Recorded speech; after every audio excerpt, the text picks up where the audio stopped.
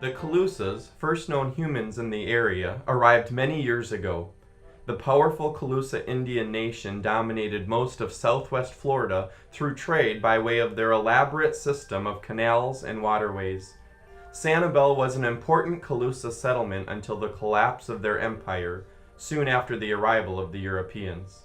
Ponce de Leon first came to Sanibel in 1513. He later returned to Sanibel, fought the Calusa Indians, was injured, and retreated to Cuba and died. The United States purchased Florida from Spain, and it became U.S. property in 1821. On March 3, 1845, Florida became the 27th state. The first modern settlement on Sanibel was established by the Florida Peninsula Land Company in 1832. The colony failed and the venture was abandoned by 1849. The island was repopulated after the implementation of the Homestead Act in 1862. Construction on the Sanibel Island Lighthouse was completed on August 20, 1884, but the community remained small. Pioneer settlement on Sanibel centered near the lighthouse. By 1889, there were 21 houses and 40 families living on Sanibel. In 1892, with a population nearing 100, Sanibel built its first schoolhouse at the corner of then Bailey Road and Periwinkle. It was later moved further down Periwinkle past Cassia Bell Road and now resides in the Sanibel Historical Village.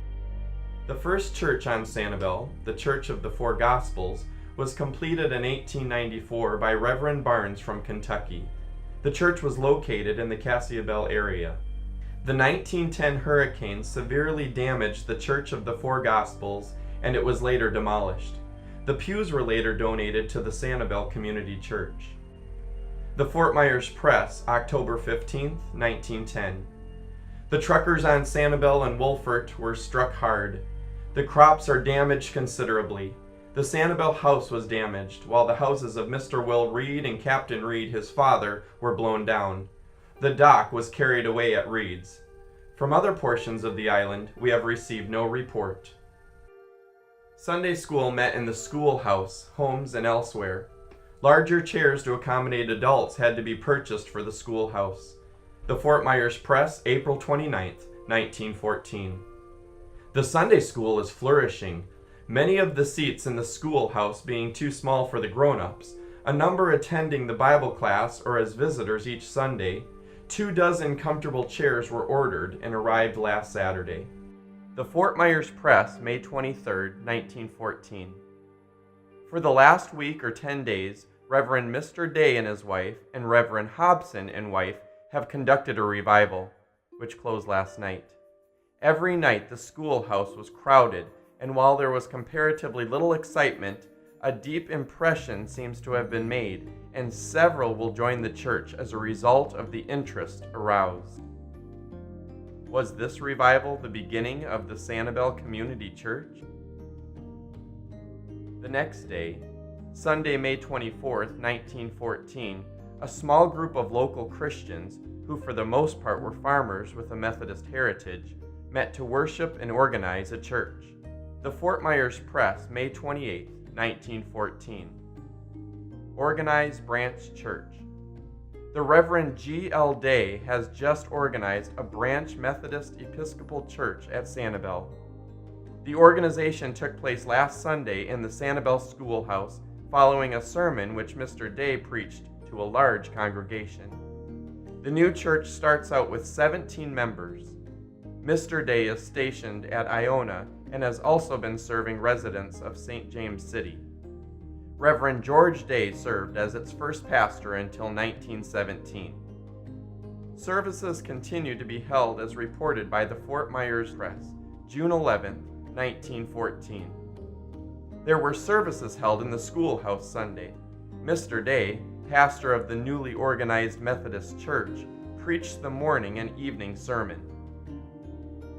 On June 2, 1916, Robert Mitchell and his wife gave a parcel of land to the trustees of the Methodist Episcopal Church South of Sanibel, Florida.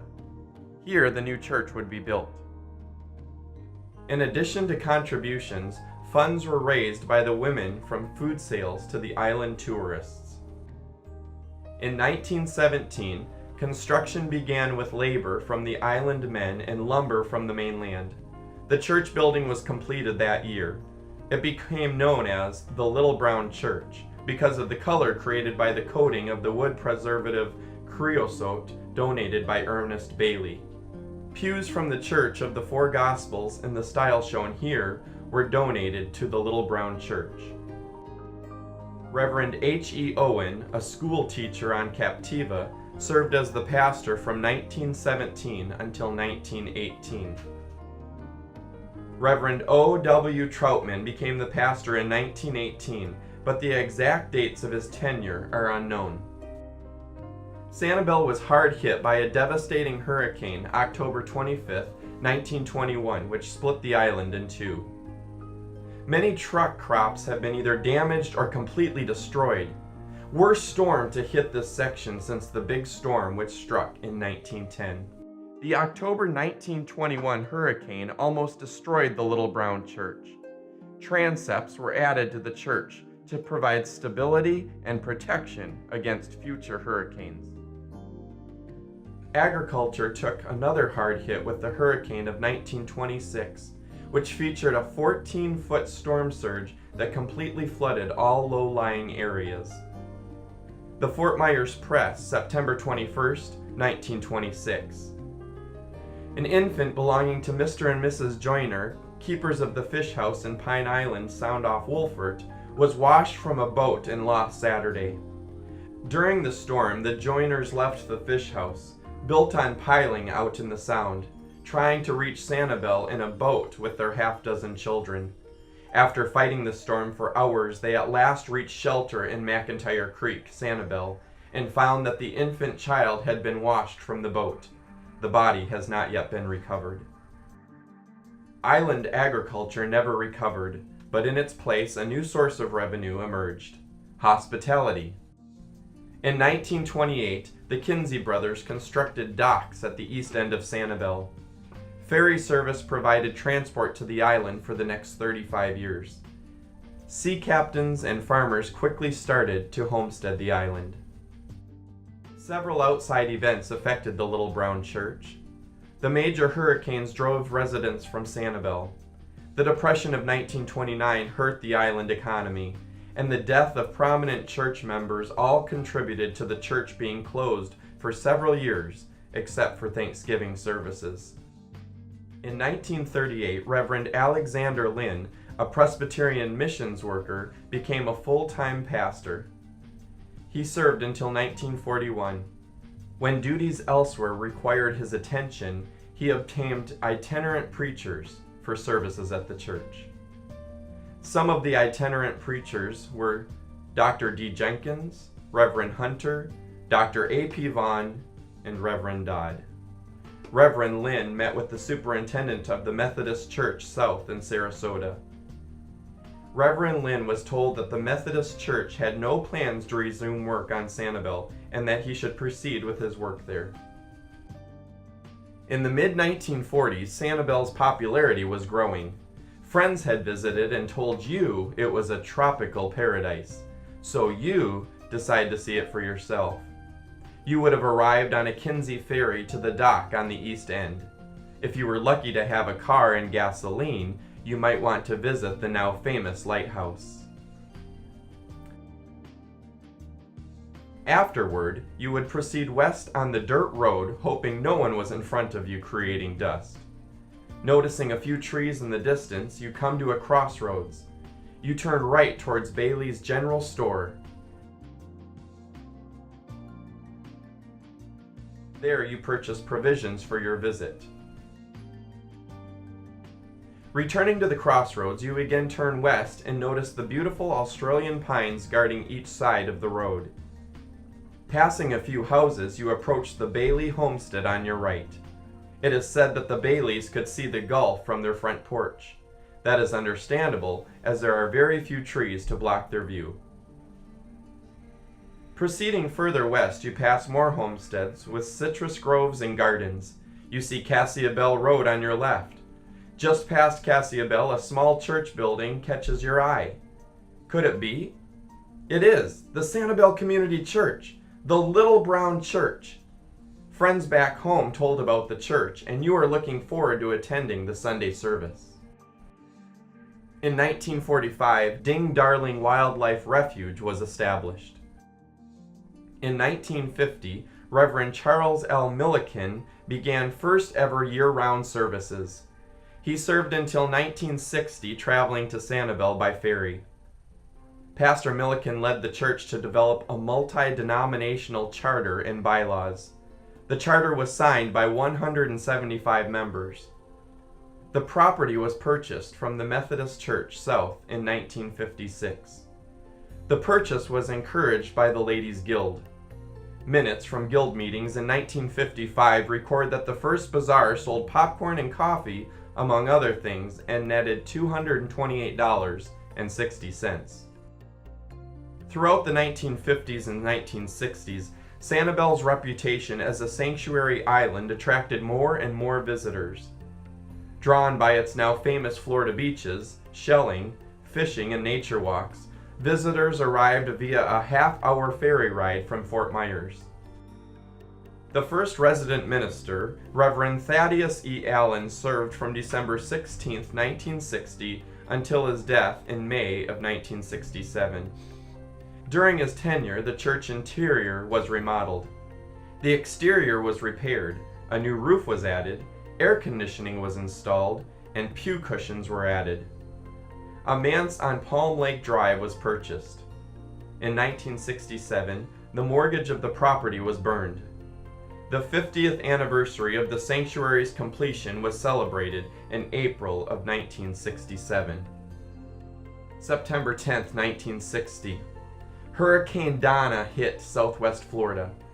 Devastating significant parts of Old Florida, Hurricane Donna closed the book completely on the pioneer era and opened a brand new volume on modern Florida. May 1963 saw the completion of the causeway. This event signaled a major change in the character of Sanibel and the development of the island. The causeway was not welcomed by everyone. Dr. Howard E. Sheely came to serve for the winter season from 1967 through 1974. The church was incorporated in 1969. The membership tripled mainly due to the new causeway. Also, dual membership was emphasized. An extension was made to the north end of the church, increasing its capacity to 100. The two transepts were extended. A sound system was installed, and wall-to-wall carpeting replaced the center aisle runner. New light fixtures were installed, and more pews were built by the men of the church using patterns from the old pews. This was completed in 1971. On November 14, 1971, a new Conn organ was dedicated. In 1972, a small kitchen was installed in the east transept. The guild bought dishes, silver, and table linens. Now small socials could be held. Up until now, such events were held in the community house. Annual attendance in 1973 was 7,000. The city of Sanibel incorporated in 1974, and with it new plans of how the island would be developed in the future. In 1975, Reverend Bruce E. Milligan was called and served on a year-round basis until 1984. He was responsible for implementing the youth club, which flourished during his tenure. Church facilities were enhanced to include the fellowship hall, enlarging of the church sanctuary by 60 seats, and building several support facilities.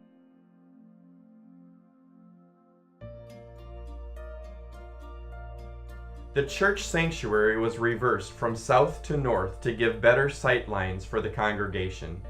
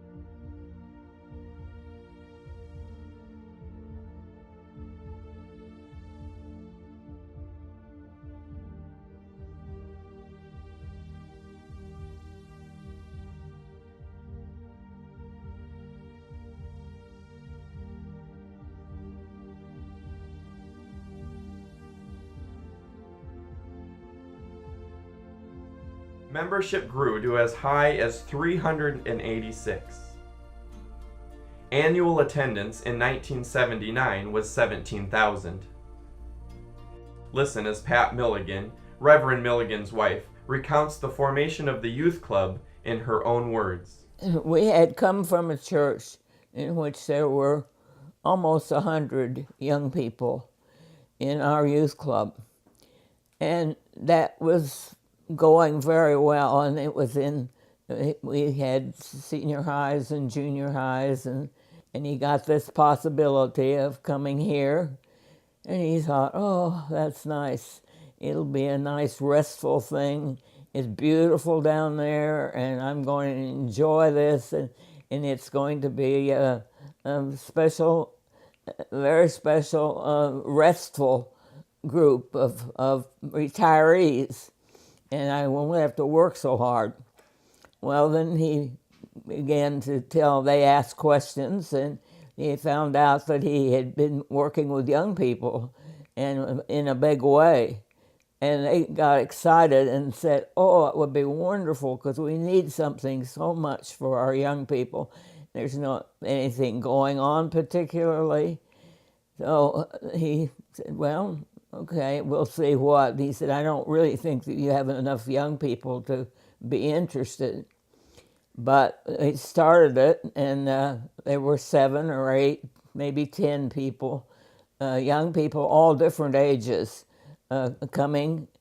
And then all of a sudden it began to grow, and it grew, and it grew. And the parents got excited about it.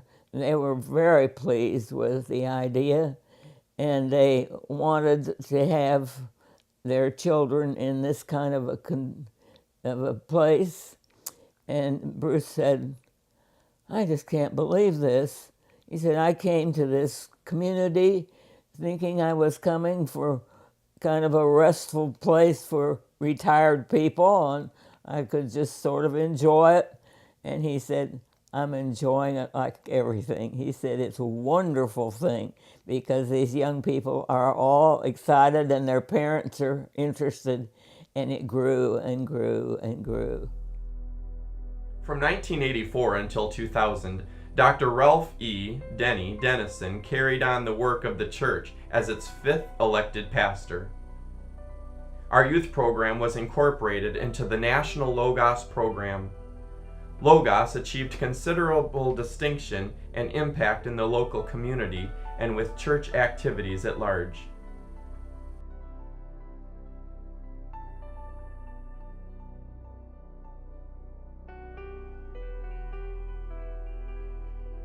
Substantial acreage was added in 1986, on which the Family Life Center would be built in 1992. It was dedicated to religious education. At the same time, the fellowship hall was expanded.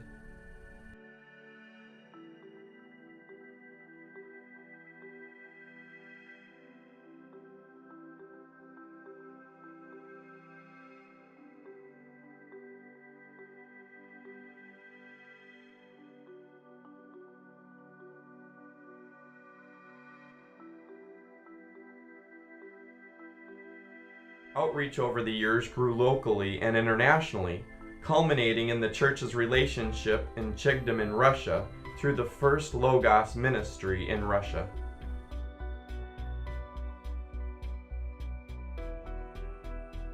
A very successful Stephen ministry was developed in the late 80s. A contemporary worship service was added in 1996. The church now offered services at 8, 9, and 11:30 a.m. each Sunday.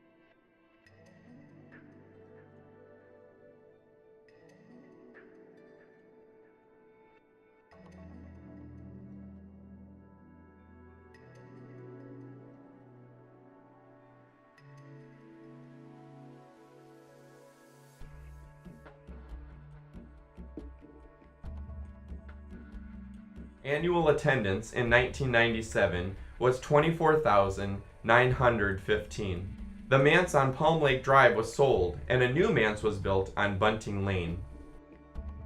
In July 1998, the church made the initial deposit on an option to purchase the property located behind the Dairy Queen. The plan was to use the property as a new location for the church. On February 8 and 9, 1997, the church celebrated the 80th anniversary of the completion of the original sanctuary.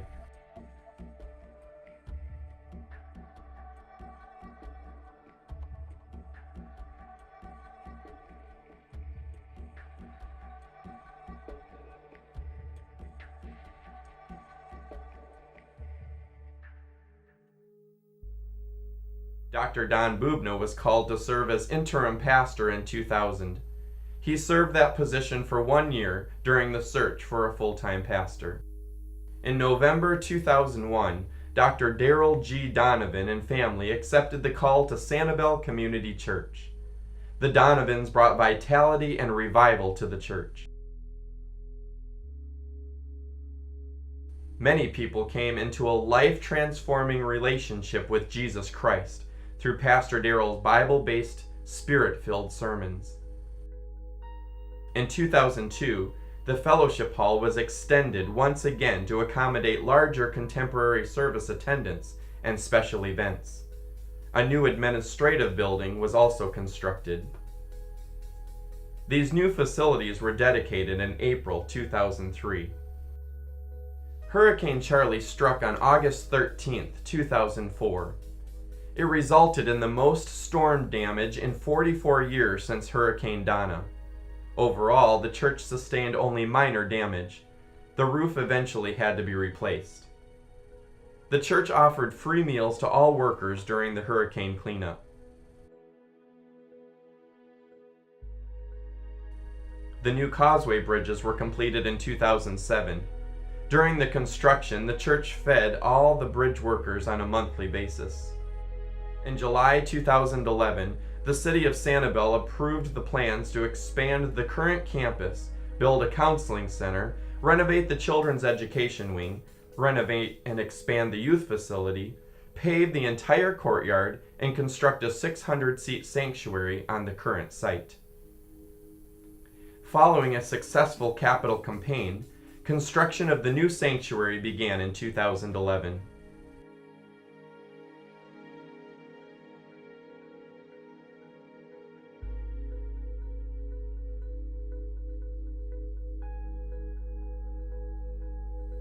Dedication of the new facilities and church picnic were held on November 4, 2012.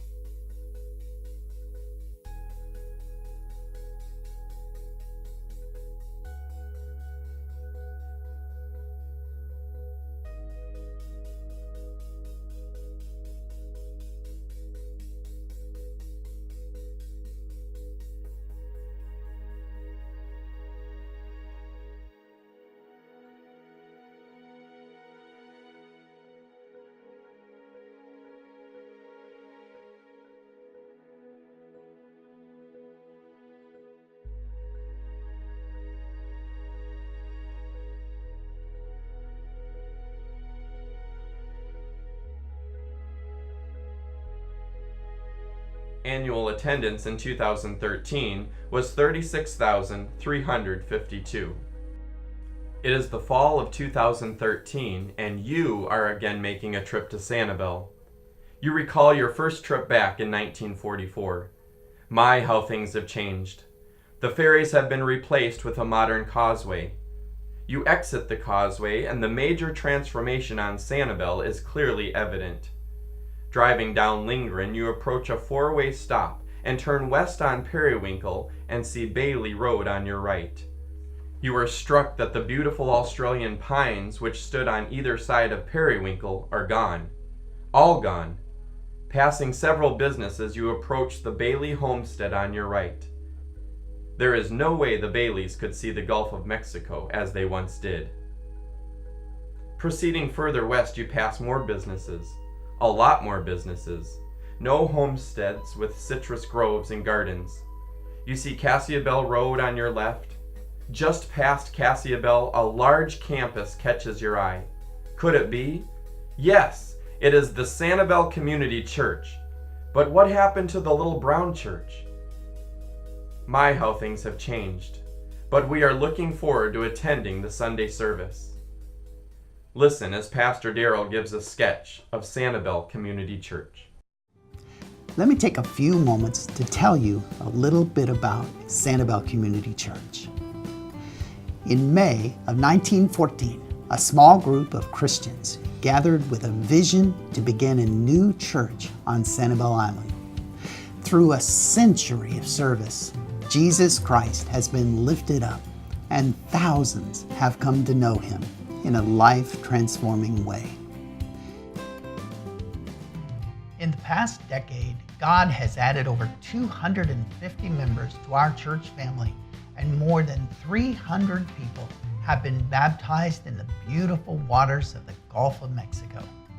Each Easter and any Sunday that one is led by the Spirit of God, we offer believers baptism by immersion, celebrating the surrendered life to Jesus Christ.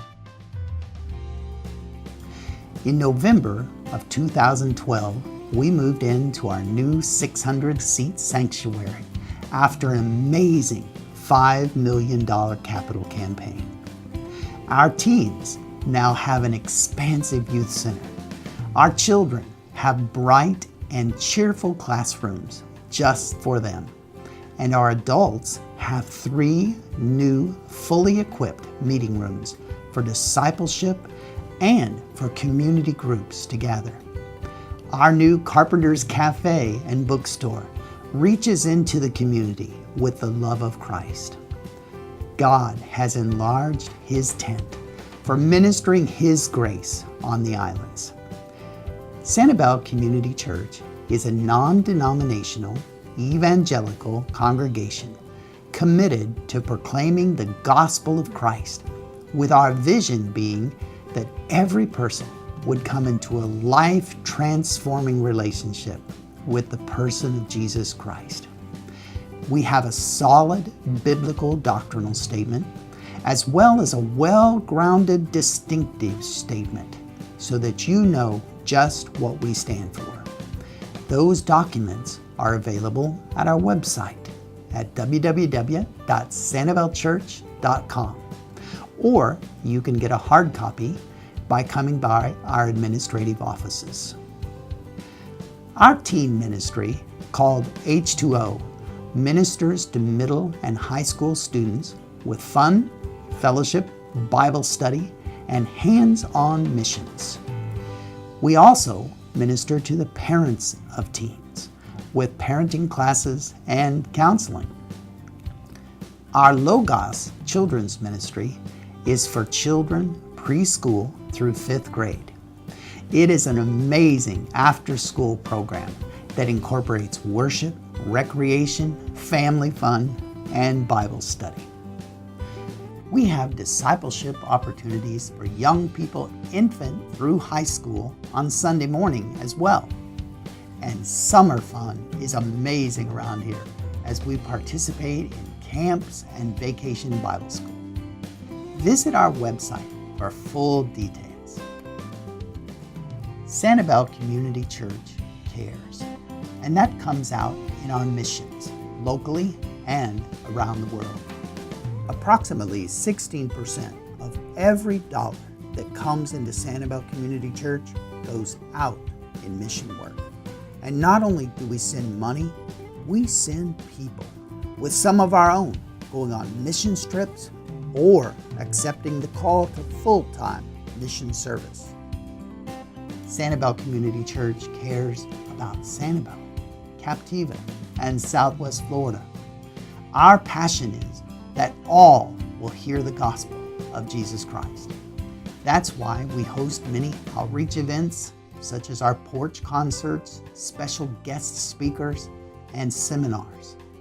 Luminary and Easter sunrise services are wonderful outreaches to the whole area of Southwest Florida. We are also here to serve.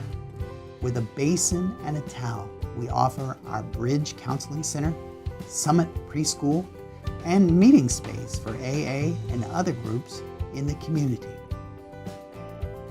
Sanibel Community Church also cares about one another. Our One Another ministry provides meals, counseling, and most important, prayer for those in our body in need. A beautiful brochure is available to explain all of our caring ministries. We believe in and intentionally obey the Great Commission of our Lord Jesus Christ to make disciples. We have life groups that meet in homes for discipleship, as well as Sunday morning adult Sunday school classes. Each year, we offer the Alpha Course, Experiencing God, men's and women's Bible studies, as well as Lead Now, our leadership development course. Worship is our primary purpose. The first and great command is to love God. Here at Sanibel Community Church, we believe God's children express their love to Him in many different ways. That's why we have both traditional and contemporary worship opportunities. I have 4 children, and I know from experience they all say, "Dad, I love you," differently. Some more expressive, some more quiet. Some with gifts, some with notes, some with big hugs. Well, that's how it is with worship. We respect one another and give opportunity for those who want to come quietly, but we also give opportunity for those who want to raise their hands, to shout, or even dance. All is to be done in decency and in order, but it all is to be done to the glory of God, to say to our Father, "We love you." We have a wonderful staff here of men and women who are called to ministry. Not one person on staff here sees their work here simply as their job. It truly is ministry. A full directory is available on our website or on the boardwalk. We have hundreds of volunteers who love Jesus and serve Him faithfully. People do not come to Sanibel to retire, but to get refired, to make a difference for Christ and His kingdom. Once again, welcome. If we can serve you in any way, or if you just want to connect at the Carpenter's Cafe for a cup of Michelle's wonderful coffee, feel free to give us a call. God bless you.